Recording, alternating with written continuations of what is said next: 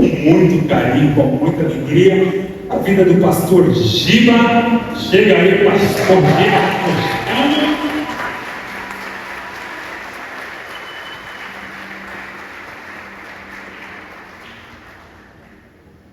Boa noite, igreja, a paz do Senhor. Graças a Deus. Antes de fazer leituras, de orar aqui pela igreja, para esse momento em que nós vamos ministrar a palavra, quero parabenizar a igreja aqui da Zona Leste. Eu posso dizer que esse bairro é o quê? Porque ZL é tão grande, cara. Você fala ZL, é uma dimensão. Aqui é Itaquera, mas é ZL. Aqui vocês estão perto do santuário.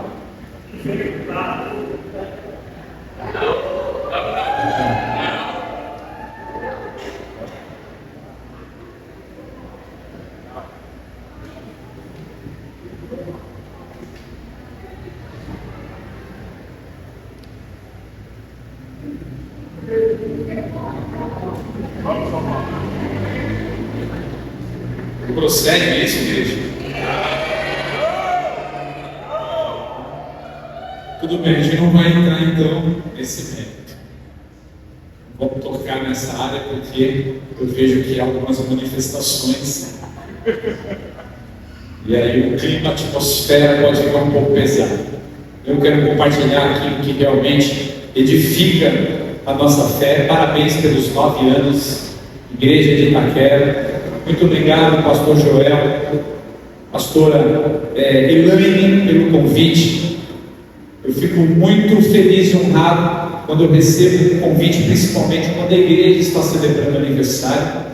E eu gosto de participar, porque eu também faço parte de uma geração onde eu vi muitas promessas e muitas palavras proféticas saindo da boca de homens de Deus e que hoje nós estamos colhendo. Você quer saber? Nem eu, nem a minha geração é merecedora de tanta honra, porque embora eu faça parte das primeiras gerações de pastores desse ministério, mesmo assim o mérito e honra não é nossa. Sabe por quê? Existiram muitos pastores lá atrás que nem estão vivos mais, muitos profetas que oraram profetizando que nós viríamos e vivenciaríamos o que a gente está vivenciando hoje. Eles não viveram o que a gente está vivendo, mas foram eles os que plantaram e nós somos os que estamos colhendo. Por isso eu me enquadro hoje no meio dessa geração privilegiada, colhendo os frutos daquilo que foi semeado lá atrás através de palavras proféticas. Então, mais uma vez, parabéns pelos 9 anos. Eu desejo profundamente que nesses 30, 40 minutos que nós teremos agora aqui, de mergulho na palavra de Deus, o Senhor possa falar profundamente no teu coração. Feche os teus olhos, vamos orar. Pai, quero agradecer por tua fidelidade, agradecer pelo privilégio de estar aqui na igreja de Itaquera, na Zona Leste. Obrigado pela membresia dessa igreja, pelos visitantes. Obrigado pelos casais, pelas famílias, crianças, jovens, adolescentes. Obrigado pelo corpo diaconal, pelo presbitério, mas principalmente, de uma forma especial, pelo casal, o pastor Joel e Elaine, Pai, na qual estenderam o convite para eu estar aqui. Que o Senhor prepare esse momento e use a minha vida como instrumento em tuas mãos, para que esses 30, 40 minutos o Senhor possa falar profundamente ao nosso coração e o teu nome seja glorificado, em nome de Jesus. Amém. Igreja, eu não vou pedir para você levantar a mão, não vou pedir para você perguntar para a pessoa que está do seu lado. Cada pastor tem uma característica diferente da outra. Eu tenho pastores que eu gosto demais, tem pastores que eu gosto de menos, no sentido de estilo de pregação. E eu tenho a minha característica. Talvez algumas pessoas amem e outras falam assim: não gosto, isso é um direito teu. Mas eu particularmente gosto muito de pastores que falam muito em pouco tempo, que ele consegue em 20, 30 minutos falar muito ao meu coração. Estou falando que é o de vocês, estou falando o meu.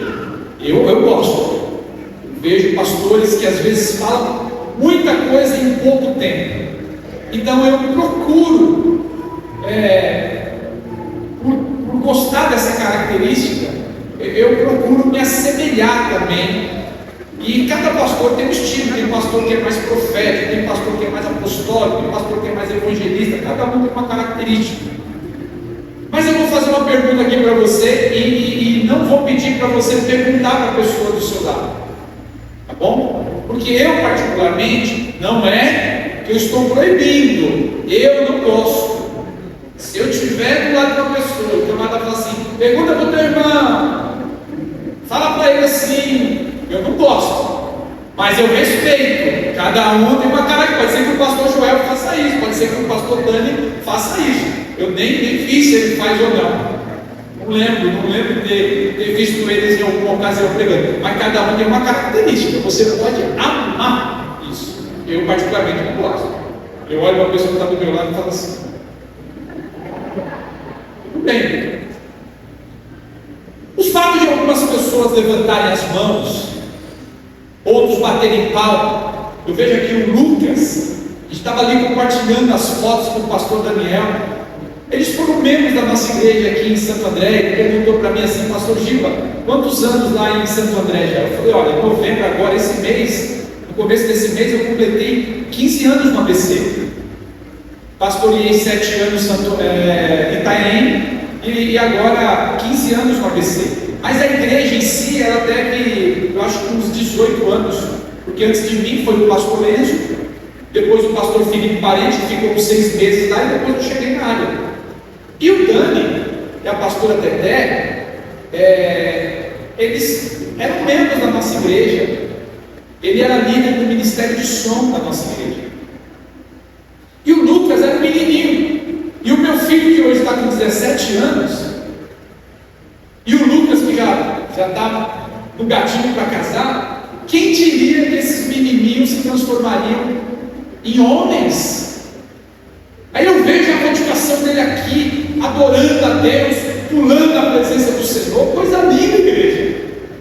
O meu filho se espelhava nele, corria nos corredores, atropelava as cadeiras, correndo atrás dele o tempo todo. Hoje são homens. Mateus já tem barba. O Lucas está com quantos? 20 anos. Mateus está com 17. Então esses 3 anos, Lucas, dá muita diferença. O Mateus já olhava para você e já via em você uma referência. Você era o amiguinho dele da igreja. Você pode ver, ele, na época ele corria. Aí o Dani estava falando, pastor, eu tenho umas fotos lá que um dia nós levamos o Mateus, o Lucas, eles eram todos pequenos, a gente levou lá no zoológico. Eu falei, manda essas fotos para mim, por favor. Porque eles eram pequenininhos. Naquela época o pastor Daniel não falava bom pra caramba, ele falava bom pra cagamba. De vez em quando ele se empolga, a língua dele também, né? Ele se enrola pra cagamba. Mas é assim. Então presta atenção, igreja. O fato de uma pessoa não levantar a mão não quer dizer que ele não está adorando a Deus. O fato dele não aplaudir não quer dizer que ele não esteja adorando a Deus. Um está pulando, o outro está dançando, o outro está levantando a mão, o outro está de olhos fechados, o outro pode estar de braços cruzados, um pode estar com a mão no bolso. Mas quem garante que essa pessoa está tendo ou não uma experiência com Deus? Quem garante? É somente Ele mesmo e o próprio Espírito Santo. Então, quantas vezes você fez uma oração e essa oração foi respondida? Nós não gostaríamos que as nossas orações fossem respondidas diante de Deus? Quantas vezes você orou a Deus e Deus respondeu a tua oração? Quantas vezes você tinha tanta fé e convicção que você orou, você falava, vai acontecer, e não aconteceu? Por exemplo, vocês gostariam, vocês que dizem que tem um santuário aqui perto, gostariam, por exemplo, que o time de vocês tivesse um patrocínio que o nosso tem. E vocês já oraram nesse sentido. Mas não aconteceu, porque é a titia que tem um cascalho e hoje então dizem que vocês têm um estádio. Quantos não gostariam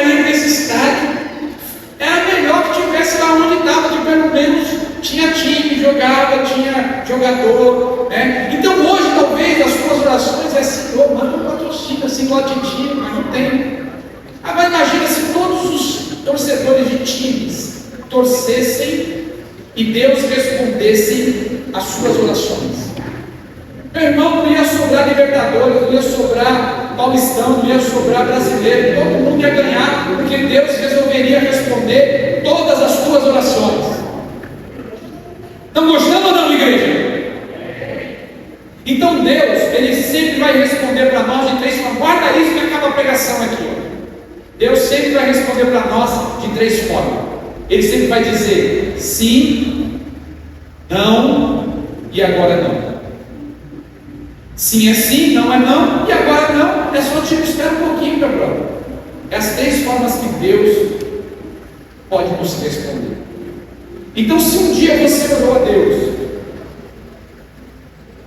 e Ele disse sim, ou Ele disse não, ou Ele disse agora não, se você entender essas três formas de Deus responder, tá bom demais. Eu venho replicando essa mensagem, já em algumas igrejas, e quando eu vou pregar em algumas igrejas, é comum você replicar uma mensagem. Então estou replicando algo que talvez aqui eu não lembro de ter pregado, porque eu anoto todas as igrejas. Mas talvez em alguma região aí você deve ter escutado o sim, não e agora não. Mas eu creio que nessa noite, por se referir a Itaquera, Deus tem um temperinho diferente para você aqui nessa noite. Então esses próximos 30 minutos que nós teremos agora, segura firme aí na tua cadeira, porque nós vamos entender se Deus Ele está dizendo sim, não ou agora não. Abre comigo o texto do livro de Salmo, no capítulo 34, por gentileza. Nós vamos ler só um versículo. Salmo 34, versículo 15. Olha só o que diz o texto aí. Os olhos do Senhor estão sobre os justos, e os seus ouvidos atentos ao seu clamor. Somente a Deus. Igreja, a minha pergunta é: você é justo? Se você é um homem justo, uma mulher justa, por que é então que Deus não responde a sua oração? Por que Ele então não responde o teu clamor? Já que o texto que nós lemos no Salmo 34, versículo 15, diz que os olhos do Senhor estão sobre os justos, e os ouvidos dele atentos às suas orações. Meu Deus, se eu sou um homem justo, já fiz uma oração sincera diante de Deus, e Ele não me respondeu, então está contrariando aqui as Escrituras Sagradas. Vamos ver se a gente está encontrando mesmo, se está havendo algo que contraria, ou se é uma forma de interpretar as Escrituras Sagradas. Quem aqui já assistiu um filme? Ele é antigo já, como um comediante chamado Jim Carrey, e o nome do filme é Todo-Poderoso. A grande maioria. Quem não assistiu, eu incentivo você a assistir esse filme. É bom, mas eu vou dar um panorama se você não quiser perder o teu tempo, e vou relembrar os que já assistiram. O Jim Carrey é aquele tipo de homem que tudo que ele fazia na vida dele dava errado. Tudo que ele fazia dava errado. O emprego que era mandado embora, o carro que furou o pneu, o carro que bateu, tudo dava errado. Ele começou a reclamar com Deus e falar: cara, se você existe, eu sou um pai de família, honro a minha esposa, tenho meus filhos, tenho meus compromissos, o que o senhor está fazendo? O senhor está brincando comigo? O senhor está se divertindo comigo? Até que então Deus, o Todo-Poderoso, na figura de um ator muito conhecido como Morgan Freeman, ele se apresenta como o Todo-Poderoso a Jim Carrey e fala: amigo, eu estou vendo que você está reclamando demais, porque eu não estou atendendo os teus pedidos, as tuas petições. Deixa eu te falar uma coisa: e se eu transferir todo o meu poder para você? E se eu transferir toda a minha glória para você? Será que você vai saber poder fazer o que você realmente tanto exige de mim, e aí esse Todo-Poderoso resolve transferir todo o seu poder para de quem é ele. Então imagina, meu irmão, um homem que se sente azarado, que tudo vai ao contrário da vida dele, agora com todo o poder na mão. Chega um momento, igreja, só para resumir aqui o filme, que ele estava tentando dormir e ele ouvia assim. Ó, eu vou aqui tentar simplificar. Você sabe o que é muxoxo? Muxoxo é esse aqui, ó. Você não precisa falar nada para uma pessoa, mas se você fizer assim, ó, é porque você não está gostando. Agora imagina se todos vocês, todos, sem exceção, por favor, até os mais quietinhos e aqueles que não gostam de participar do grupo. Eu não pedi para você cutucar a pessoa do lado, nem falar nada para ele. Só estou pedindo para ir na sua cadeirinha. Só fazer assim, ó.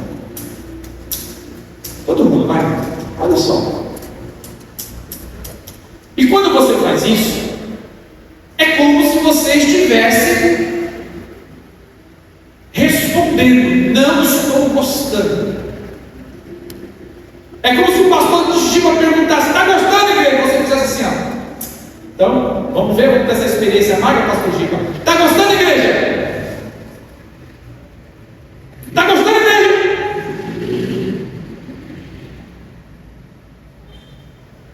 E quando Deus pergunta para você, está gostando? E o que você gostaria para você gostar não está acontecendo? Você faz assim para ele. O bagulho é doido, né? Quantas vezes você não fez isso para Deus? Agora imagina, meu irmão, milhares e milhares e milhares e milhares de pessoas do mundo inteiro fazendo assim para Deus, ó. Já entendeu rapidinho, você não precisa falar nada. Você fez assim, ó, já respondi. Ô irmão, cede a cadeira para o outro. Ô irmão, dá uma limpada ali naquele chão, limpa aquele banheiro. Precisa acordar cedo para trabalhar. Está muito calor. Está muito frio. Corinthians não ganha nada. Então, igreja, se Deus resolvesse responder todos os nossos pedidos, as nossas orações, o mundo viveria um caos. Então preste atenção no que eu vou lhe dizer. Guarda isso, que acaba o culto aqui. Deus sempre vai responder para você sim, não e agora não. Entendeu isso? Já era, meu irmão. Tudo fica fácil e harmônico a nossa vida. E aí o Jim Carrey agora estava com todo o poder na sua mão. Só que, igreja, quando você tem todo o poder, você não escuta o clamor daquele que está ali do teu lado, é muito difícil para você exercer um papel tão importante, principalmente o papel de Deus. E o Jim Carrey, por um momento, ele resolveu dormir. E ele falava, não estou conseguindo dormir, porque ele via todo mundo. É como se o mundo inteiro estivesse orando a Deus, pedindo alguma coisa para ele. Aí ele ficou tão irritado, ele falou, eu vou responder então esses pedidos de oração por e-mail. E aí ele começou a olhar lá, meu irmão, ele viu milhares e milhares de pedidos de oração. Aí ele falou, sabe uma coisa? Eu vou responder sim para todo mundo. Todo mundo que jogou na loteria ganhou. Todo mundo que queria passar na universidade passou. E o mundo virou um caos. Porque se todo mundo ganhasse na loteria, se todo mundo passasse numa faculdade, meu irmão, não existiria justiça. Porque aquele que estudou pouco passou diante daquele que estudou muito. O outro que não trabalhou nada, que não fez nada, ganhou o mesmo tanto do outro que fez muito. Não é justo. Por isso que Deus sempre vai responder sim, não, agora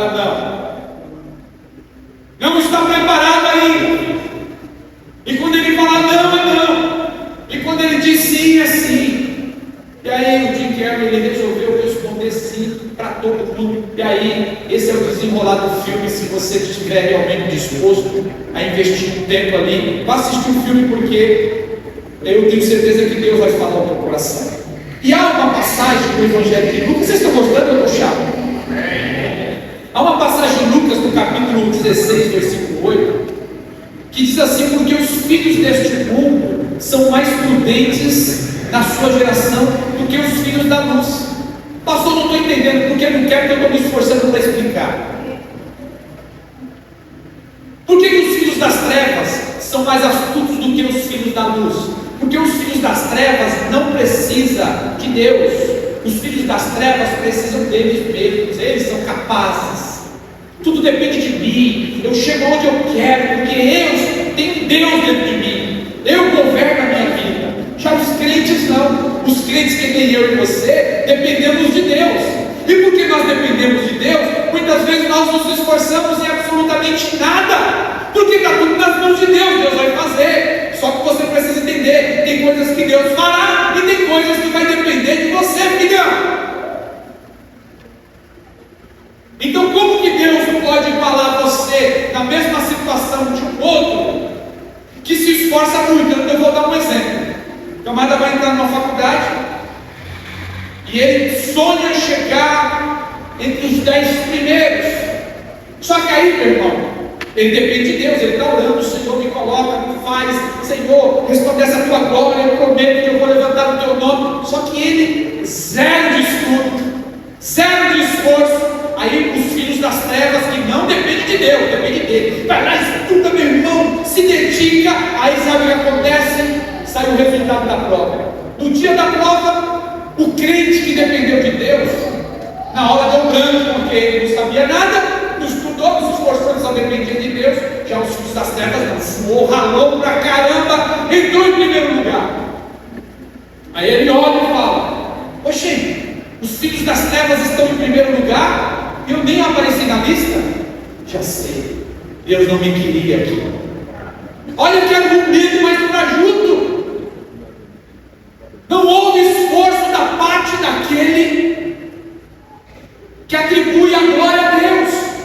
Pastor, não estou entendendo. Porque não quero, que eu estou me esforçando para explicar. Se você tem chances na sua vida de fazer uma faculdade, de fazer um curso, de fazer um estudo, vai e faça, meu irmão. Aquele curso que você parou, que você travou, que você falou: não vou conseguir, depende de você, não está dependendo de Deus. Você é determinado: eu vou até o fim, eu vou perseverar. Às vezes bate cansado dizendo: mas eu vou até o fim. Porque aí não depende de Deus, está dependendo de você. E não adianta você colocar na conta de Deus. Deus não quis, Ele não desejou, não houve esforço da tua parte, igreja.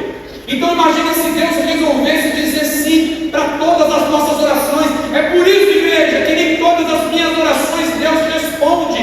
Você gostaria, pastor? Claro que eu gostaria. E como que você gostaria, pastor? Olha, os corintianos, com todo o respeito que estão aqui, eu quero que o Corinthians se lasque. Mas, calma, Deus não vai responder a minha oração. Eu quero que se lasque. Agora, a pessoa, se ele resolvesse atender todos os meus pedidos, como é que você ficaria? Você que gosta dele. Ah, não, é muito injusto. Deus parece que gosta mais de um do que gosta mais do outro. Não é verdade, igreja? Então, seja qual for a resposta de Deus para a sua vida nessa noite, se Ele disser sim, não, agora não, a resposta de Deus sempre é a melhor para as nossas vidas, igreja. Sempre vai ser assim. Pedimos que a vontade do Senhor se sobreponha a nossa. É por isso que tem momentos da minha vida que eu falo: Deus, eu queria, eu gostaria, mas que a tua vontade se sobreponha à minha. Se for sim, não, agora não, me faz entender, Senhor. Então a melhor coisa, igreja, é nós orarmos e termos a resposta. Eu já me frustrei muito. Ai, mas nunca perdi a minha fé, nunca perdi minha paixão, nunca perdi o desejo de servir a Deus, nunca perdi o desejo de estar no altar, nunca perdi o desejo de discipular, de amar e continuar dizendo. Porque se nas tuas frustrações, nos teus pedidos, nas tuas orações, Deus deixar de responder, e você já quer ou o Senhor falar hoje, ou já é assim, eu vou chutar o balde. Meu amado, Deus continua sendo Deus, Ele continua sendo soberano, Ele continua sentado no seu trono de glória. Então a melhor coisa é nós termos as respostas das nossas orações. Mas agora você já orou e não obteve? Puxa vida, quantas vezes, pastor? Então olha só, igreja, eu tenho mais 20 minutinhos. Mateus capítulo 26, 41. Vigiai e orai para que não entreis em tentação. Na verdade, o espírito está pronto, mas a carne é fraca. Deixa eu explicar para vocês aqui. Esse foi o momento que Jesus entrou no jardim de Getsemane. E ele estava angustiado porque ele sabia que o dia, a hora e como ele iria morrer. E a Bíblia diz que ele começou a se angustiar, que as suas gotas de suor se transformaram em gotas de sangue. E ele então, igreja, faz uma oração e fala: Pai, afasta de mim esse cálice. Com outras palavras, Senhor, eu não quero passar por esse sofrimento, mas seja feita a tua vontade. Pastor, me explica melhor. Tem coisas que eu e você não gostaríamos de estar passando, coisas que nós no país não gostaríamos de estar vivendo, mas seja lá qual for a vontade do nosso Senhor, que ela se sobreponha à nossa. Seja feita a tua vontade. Não tem um louvor que diga assim: Pai nosso, que estás nos céus, santo é o teu nome, venha a nós o teu reino. Estou cantando a bola, hein, Luquinha? Venha a nós o teu reino, seja feita a tua vontade. Jesus ensinou um modelo de oração aos seus discípulos, porque eles disseram: nós não sabemos orar. E esse momento que Jesus fala: vigiai e orai, para que não entreis em tentação, Jesus estava se dirigindo a 3 discípulos. Você consegue fazer barulho de ronco? De camarada roncando mesmo assim, dormindo? Não consegue? Não vai na garganta mesmo. Basta você dormir, meu irmão. Jesus, às vezes eu vou pregar em algumas cidades e me colocam em todos os quartos com a mesma pessoa. 2, 3 babados do meu lado. Meu irmão, é uma luta, cara. Eu fico imaginando as esposas desses maridos devem sofrer por amor. Meu irmão, uma vez o Tuco e o Rocha, são 2 diabos. O Tuco hoje não mora mais na nossa cidade, mora em Ribeirão Preto, e o Rocha é membro da nossa igreja. Aí eu fui pregar um dia lá no sertãozinho, no interior de São Paulo, em Ribeirão Preto. E aí, meu irmão, o Tuco, com todo carinho, pastor, tá aí minha casa, você vai dormir aqui. E aí, meu irmão, era uma luta, os dois eram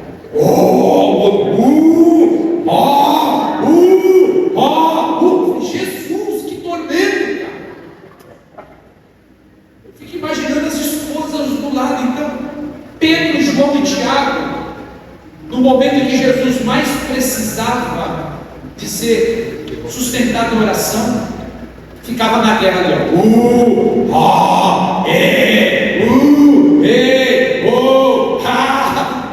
Aí quando Jesus chega, os 3 estavam dormindo, roncando.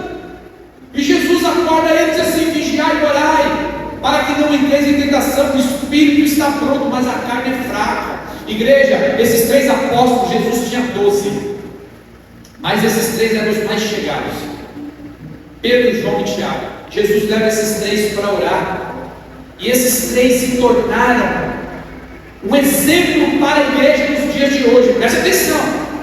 Esses 3 apóstolos se tornaram um exemplo para a igreja nos dias de hoje, agora, nesse momento. O texto está ilustrando que mesmo pessoas sendo muito íntimas de Jesus, possuindo todas as vantagens, não conseguem reconhecer as ameaças das crises. Pastor, me explica melhor. Mesmo o pastor Giba sendo muito íntimo com o Espírito de Deus, com o Pai, com o Filho, com o Espírito Santo, mesmo o pastor Giba estando pregando aqui aparentemente cheio glória de Deus, eu não estou isento das crises e das ameaças que podem me fazer sucumbir amanhã. Vocês estão entendendo, igreja? Eu não estou isento disso. Eu não tenho vantagem nenhuma. A única vantagem que eu tenho aqui é que eu estou em cima de uma plataforma para você me ver. Mas se você me ver descer aqui, você vai ver, eu sou de carne e osso. Se você beliscar, dói. Se demorar muito, eu tenho vontade de ir para o banheiro, eu tenho vontade de tomar água, eu sinto calor, eu sinto frio, eu tenho necessidades, eu tenho anseio, às vezes eu fico ansioso, eu tenho medo, às vezes eu tenho vontade de chutar o balde, às vezes eu tenho uma vontade de pegar a cabeceira de uma pessoa e fazer assim, ó, pá, pá, pá, que raiva! Fico angustiado. Por quê, meu irmão? Eu tenho sentimentos igual você. Não é porque eu estou pregando aqui, eu tenho uma vantagem maior do que você, não. Vocês estão entendendo? Estão gostando? Então, igreja, esses 3 homens tornaram-se um exemplo para a igreja. E não é porque eles tinham uma proximidade com o Senhor que eles ficariam isentos de algumas ameaças. Porque no momento que Jesus mais precisou, eles estavam dormindo. Jesus disse: vocês puderam vigiar comigo uma horinha só, cara. Então presta atenção.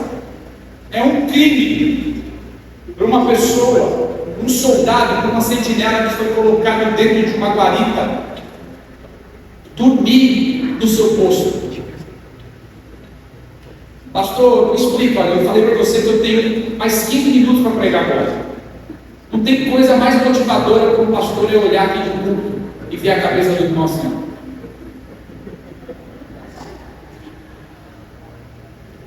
Então, meu irmão, dá um beliscãozinho da sua carne e fala: desgraçada, é para você ficar acordada nesse momento. É para você ouvir, porque como uma sentinela você não pode dormir no seu posto. Esse posto, ele ensina para nós a necessidade de uma integridade, de manter-se a lealdade, a fidelidade, o companheirismo. E o momento em que Jesus mais precisou, os discípulos estavam dormindo. O momento em que a igreja agora mais precisa, eu e você não podemos dormir.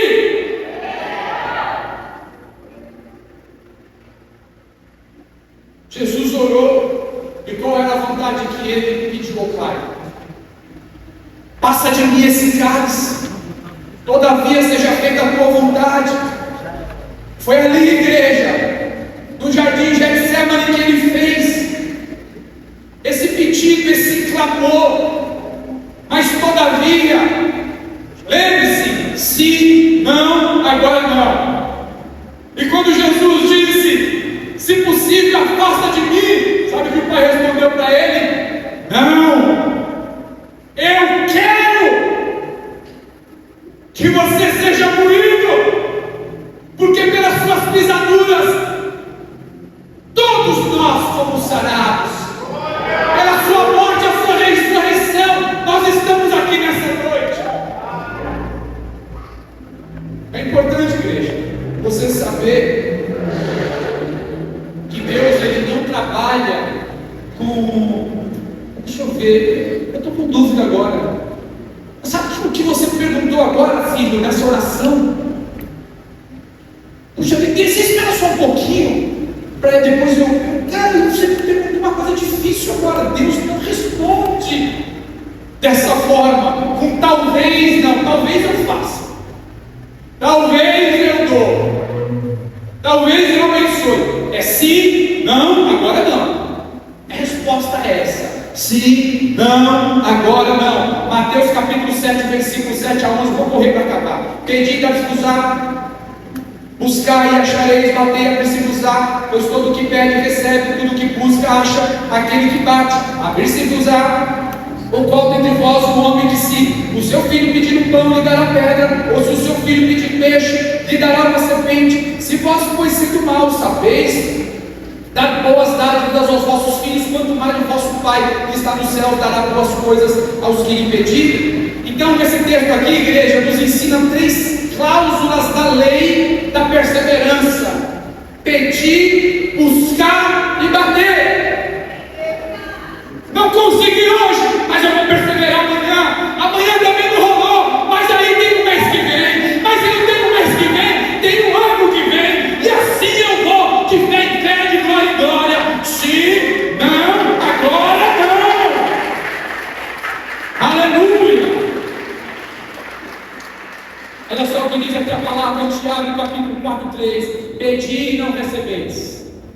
Tiago é um manual de instrução para a igreja nos dias de hoje.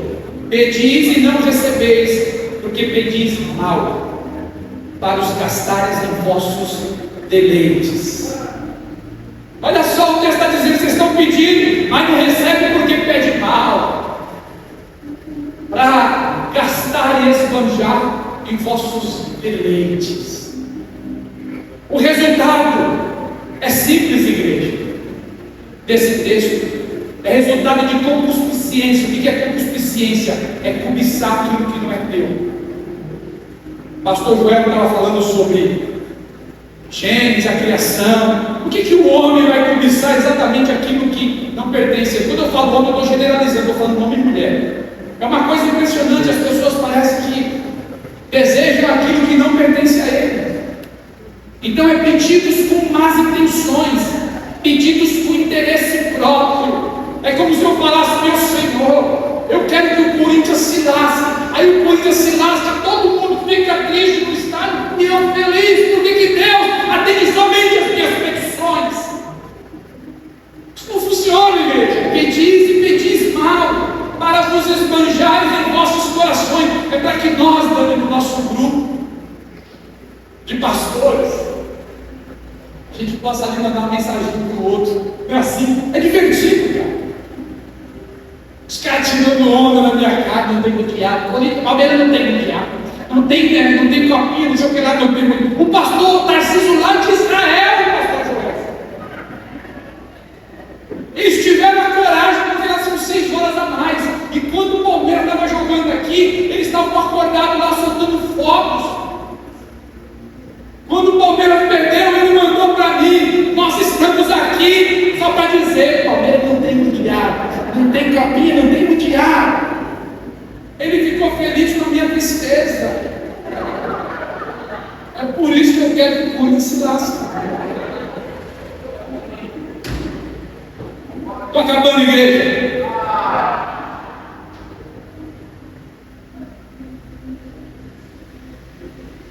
Quando você consegue alguma coisa com esse propósito de esbanjar dos vossos deleites, pode ter certeza, o que você conquistou não foi da parte de Deus, porque Deus não dá nada para te afastar dele.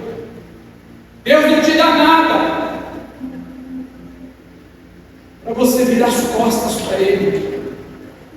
É mais ou menos assim, um coração ganancioso, ou uma pessoa que pede mal. É como se um bandido fosse fazer um assalto, uma fita. Vou usar a linguagem aqui. Ai Deus, eu vou fazer uma fita se o Senhor te abençoar. Mano, aquela igreja lá tá quebrada lá da ZR. Nossa, eu vou trincar, maluco. Aquele gasofilaço, aquela boca ali vai ser pequena.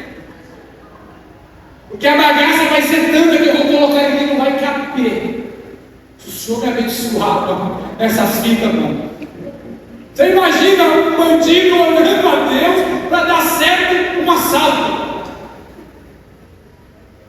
É como aquele fariseu e publicano, lá em Lucas, eu não vou ler para a gente ganhar tempo. Lucas capítulo 18, versículo 10 a 14. Ambos estavam na casa do Senhor, como aqui. Tem incrédulo, tem pessoas mais ou menos, tem pessoas íntimas com o Senhor, outras não, outras são apenas curiosas, vou lá para ver como é que é, para ver como é que fica, mas está aqui. E a Bíblia diz que o fariseu e o publicano era um cobrador de impostos e todos odiavam. E o fariseu era um religioso que tinha uma oratória assim maravilhosa, e ele começa a fazer uma oração e fala assim: Deus, você pode fazer um som assim de Deus, como se Deus estivesse falando, e o som assim, lá, sabe aquela voz assim, ó, filho, filho, filho, filho. Isso, vai, imagina. Aí o cara vai orar, olha o religioso aqui. Vai. Deus, my name is Shiba.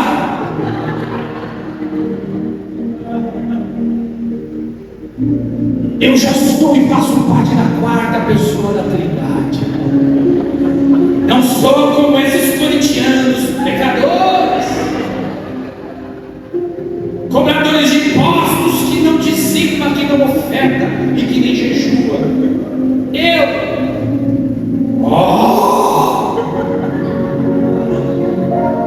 Dou tudo do que ganho e jejuo. Aí o publicano vai fazer, agora você tem que fazer o som. E a pessoa bem coitadinha, sabe? A pessoa bem coitadinha. Isso. Aí vai o publicano. Esse cara é bom. Aí o publicano vai fazer oração. Aí, mano, aí Deus, o bagulho tá louco aqui na série. Nossa, mano, o Corinthians não ganha mais nem a pau, velho. Mas é o seguinte, Deus, eu não sou digno nem de levantar, mano, meus olhos pro céu.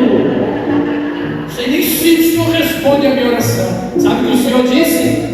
Esse corintiano, esse publicano, esse cobrador de impostos é seu justificado. Porque é assim que Deus responde. Aleluia.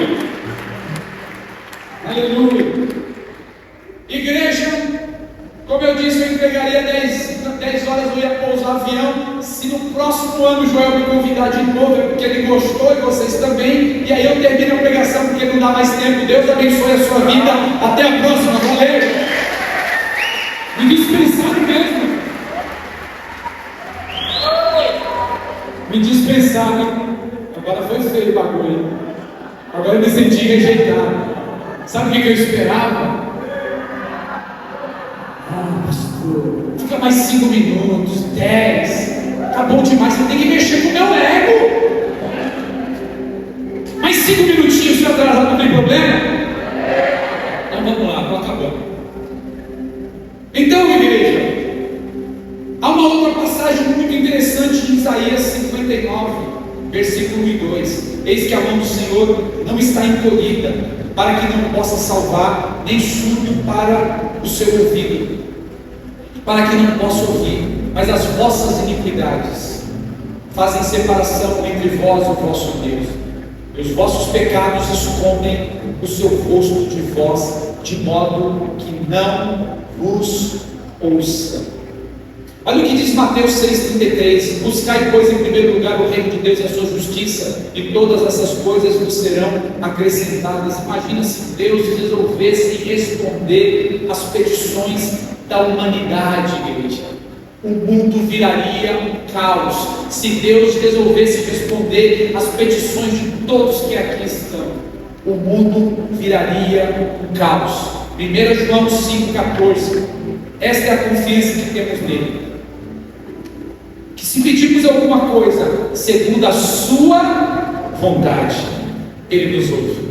Então nem sempre os nossos pedidos e as nossas orações estão no centro da vontade de Deus.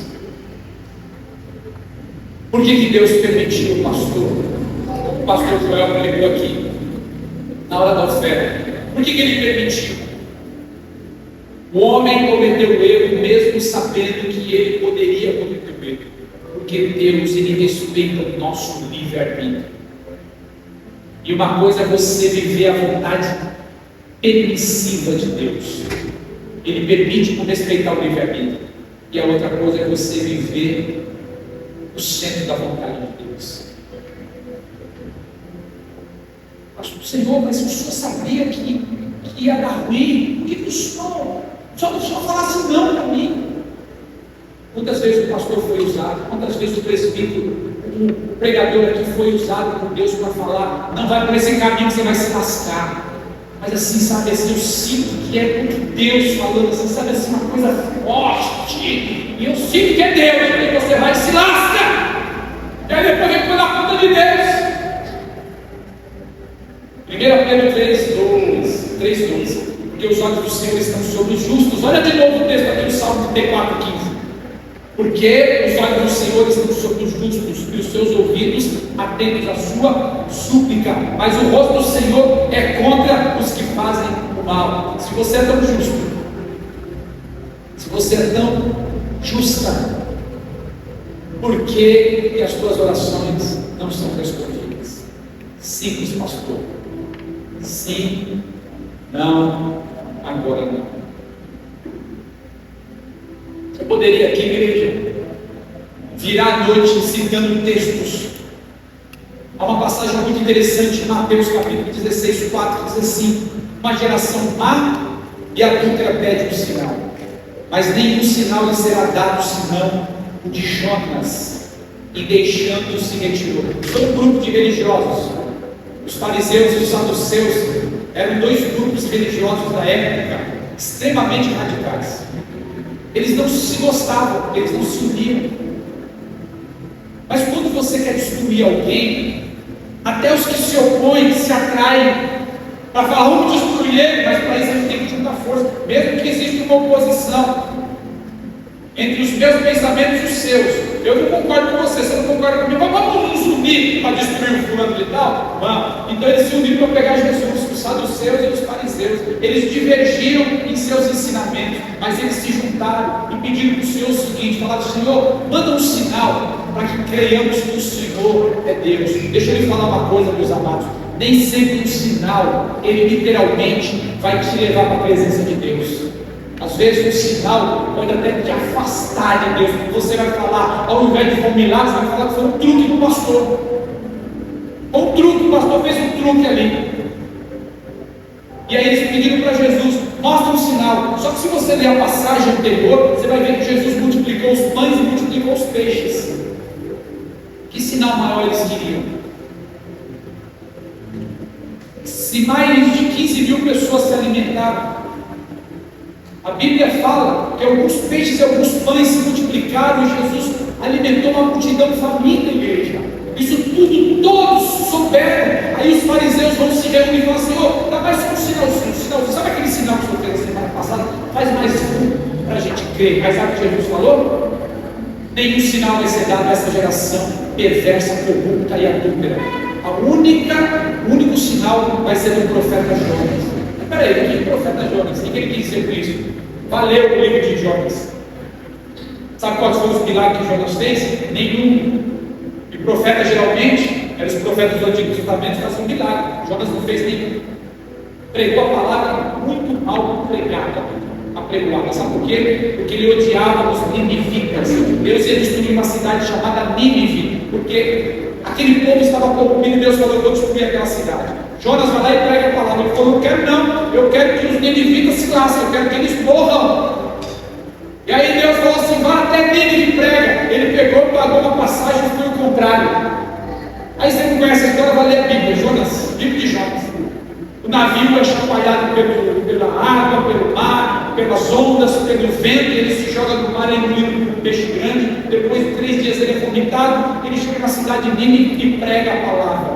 Muito mal pregada, porque ele não queria que ninguém se salvasse. E quando você não quer que algo aconteça, você faz com muita má vontade. Com muita má vontade. Mas aí, para a surpresa de Jonas, e para a surpresa daqueles que fazem com muita má vontade, é que Deus manifesta a glória dele. Sabe por quê? Porque é a palavra dele, neném. Não sou eu nem você. Nem estava a fim de vir aqui hoje. Preguei com muita má vontade, mas não é a sua palavra, é a minha palavra, é ela que faz o milagre. Conhecereis a verdade e a verdade vos libertará. Verdade não tem nada a ver com sentimento. Se você depende de sentir algo para crer em Deus, nem sempre você vai sentir a presença dele na igreja. O que nós precisamos não é sentir, o que nós precisamos é da verdade, é só a palavra que liberta a vida de uma pessoa. E foi essa palavra que Jonas pregou lá em Nínive. 120 mil ninivitas se converteram ao Senhor. Uma palavra muito mal apregoada. Porque é a palavra de Deus. Sim. Não. Agora não. E para acabar a igreja, sabe o que aconteceu? Jonas ficou com raivinha. Ficou bravinho. Porque ele não queria que o povo de Nínive fosse salvo. E aí ele, sabe o que ele fez? Ele pediu a morte. Quando o Tiririca era um camarada engraçado, ele falava assim: eu tenho vontade de morrer. Tem crente que faz isso. Eu quero morrer. Quer chamar a atenção do pastor, quer chamar a atenção dos irmãos. Perdi a vontade de viver. É mesmo. Vá no Hospital das Clínicas, no 8º andar, aonde lá as pessoas estão morrendo de câncer em fase terminal, estão clamando, me dá mais uma chance de viver, meu Senhor. Talvez é mudar essa sua forma de enxergar a vida tão amarga, só porque os teus pedidinhos não são atendidos. Se não, agora não. Por favor, Luquinho. Eu cantei a bola interpretação para vocês. Quem sabe nessa noite eu e você aprenderemos a fazer uma oração do Pai Nosso de verdade. Quem sabe eu e você vai abrir a boca nessa noite para dizer: Pai Nosso que estás nos céus, santificado seja o teu nome, venha a nós o teu reino, seja feita a tua vontade. Seja feita a tua vontade, sim, não, agora não. Assim na terra como nos céus. O pão nosso de cada dia nos dai hoje. Perdoa as nossas dívidas, assim como nós perdoamos os nossos devedores. E não nos deixe cair em tentação, mas livra-nos do mal, pois teu reino, o poder e a glória para sempre. Será que é mesmo? A tua cadeirinha não precisa nem levantar por enquanto. Não vou fazer apelo nessa noite. Não vou perguntar se você quer entregar sua vida para Jesus, se você quer se consertar com Jesus, porque essa palavra já foi um apelo nessa noite. A única coisa que eu e você precisamos fazer é: Pai Nosso, está nos céus. Vamos adorar o Senhor.